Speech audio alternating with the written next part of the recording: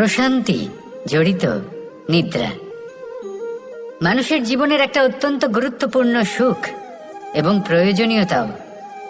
দেখতে গেলে এই সংসারের প্রত্যেক পশু পাখি, প্রত্যেক জীব অবশ্যই নিদ্রা প্রাপ্ত করেন, কিন্তু মানুষ, যার মধ্যে বিচার বিবেচনা করার শক্তি অন্যদের থেকে অনেক বেশি, তার কিন্তু ঘুমের কিছু সমস্যা অবশ্যই হয়। কি বলেন, তাই তো? এবার এর কারণ কি? চিন্তা। এবার চিন্তা আমাদের সবার জীবনে আছে। আমরা সকলে জানি যে চিন্তা কখনো আমাদের সাহায্য করে না, তাও আমাদের জীবনে আছে। কেন? চিন্তার মাধ্যমে কি কখনো কোনো সমস্যার সমাধান হয়েছে?